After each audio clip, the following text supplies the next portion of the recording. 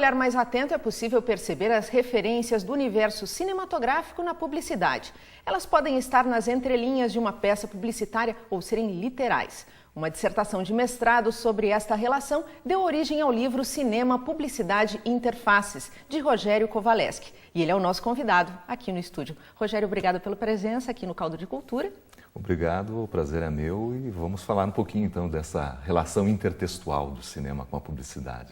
Como é que surgiu, esse insight de tratar dessa relação, publicidade e cinema? Muito por acaso, assistindo a um filme, que inclusive ilustra hoje a capa do livro, um filme alemão chamado Corra Lola Corra, percebi neste filme algo que já tinha visto num comercial de TV, já que estava assistindo em vídeo à época, isso início dos anos 2000, e aquilo me chamou a atenção. E posteriormente, quando o filme voltou a cartaz aqui no Brasil, novamente, daí vendo com mais atenção e com um olho mais crítico, percebi que havia uma série de exemplos de intertextualidade, ou seja, algum tipo de alusão ou de citação deste filme alemão em comerciais de TV aqui no Brasil. Curiosamente, 3 comerciais, 3 campanhas de bancos brasileiros faziam menção a esta obra cinematográfica alemã.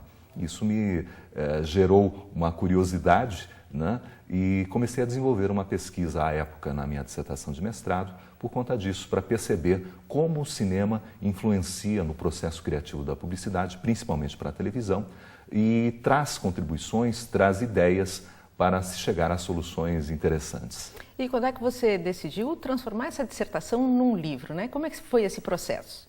Isso não faz muito tempo, foi a questão de um ano atrás, a obra, aparentemente, até por comentários de professores, de pesquisadores da área que conhecem o trabalho que eu vinha desenvolvendo, perceberam que o tema continuava atual, em virtude de uma série de outros exemplos que continuavam a aparecer na televisão, seja no Brasil e pelo mundo afora, desta relação entre cinema e publicidade. Então eu fiz uma adaptação na linguagem do texto da dissertação para o livro, para torná-lo um pouco mais universal e mais acessível, e principalmente fiz uma série de atualizações, mesmo porque ao longo dos últimos anos, N exemplos de relações entre a publicidade e o cinema continuaram sendo exibidos na TV.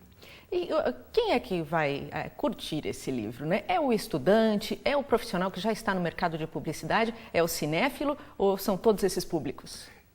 Pretensamente, como autor, a gente procura atingir um público amplo. E, de fato, entendo que o cinéfilo, quem gosta de cinema, de fato, quem estuda, quem trabalha com o cinema e com a publicidade, de fato pode ter interesse por essa obra, porque ela tem um embasamento teórico. Então, falo de linguagem cinematográfica em vários aspectos, falo também de como se dá o processo criativo, tanto nas artes quanto na publicidade, E, por fim, acabo mostrando uma série de exemplos, muitos exemplos realmente, de como se dá essa relação do cinema servindo de fonte de inspiração, muitas vezes um ponto de partida, uma fonte das mais recorrentes de consulta para se criar. Então, entendo que profissionais da publicidade, do cinema, da produção audiovisual e mesmo quem estuda essas áreas de conhecimento, eu falo muito de intertextualidade, pode ter interesse sim no livro. Existe uma classificação, Essas citações são feitas de 3 maneiras. Que maneiras são essas? Pois é, a intertextualidade, ela pode ser feita desde uma maneira mais sutil até uma maneira bastante explícita, bastante literal, Essas classificações nós a enumeramos entre citação, alusão e estilização. A citação, como ocorre inclusive quando estamos elaborando um texto científico, que usamos o fragmento da obra de um outro autor, estamos citando a obra de outro autor. Então, literalmente, pegamos um fragmento da obra anterior e colocamos na nossa obra. No caso da alusão, nós fazemos uma menção clara à obra anterior, porém sem usar parte desta.